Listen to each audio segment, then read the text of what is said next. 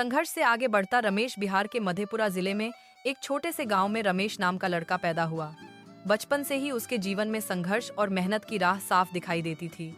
जब से उसे होश संभलने लगा, तभी से उसने जिम्मेदारियों का बोझ उठाना शुरू कर दिया।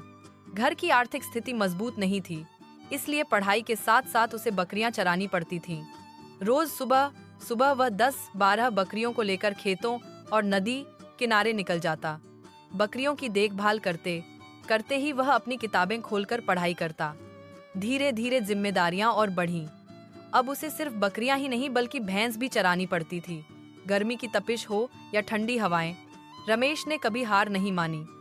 जब उसके दोस्त स्कूल में पढ़ाई कर रहे होते, तब रमेश खेतों में भैंसों के साथ खड़ा होकर अपनी कॉपियों पर झुककर पढ़ता। गांव के लोग अक्सर कहते कि इतना संघर्ष करके पढ़ाई मुश्किल है, लेकिन रमेश का आत्मविश्वास और जज्बा सबसे अलग था। रमेश जानता था कि अगर पढ़ाई जारी रखनी है तो परिस्थितियों से लड़ना ही होगा। वह दिन भर मेहनत करता और रात को मिट्टी के दिए की रोशनी में पढ़ाई पूरी करता। उसकी लगन देखकर उसके पिता को भी यह विश्वास होने लगा कि बेटा कुछ कर सकता है। जब रमेश 8वीं कक्षा में पहुंचा, तब उसके पिता ने सोचा कि गांव में रहकर उसकी पढ़ाई आगे नहीं बढ़ पाएगी।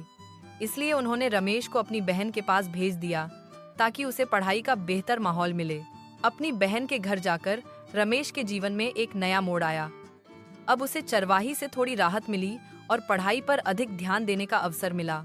वहाँ भी चुनौतियाँ थीं, नए वातावरण में ढलना, शहर के बच्चों के साथ प्रतिस्पर्धा करना और आत्मनिर्भर बने रहना।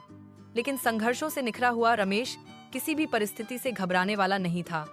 उसने जी जान लगाकर पढ़ाई शुरू की और कक्षा में अच्छे अंक लाने लगा। आगे का स्टोरी नेक्स्ट वीडियो में बताएंगे। रमेश का स्टोरी बहुत इंटरेस्टेड है।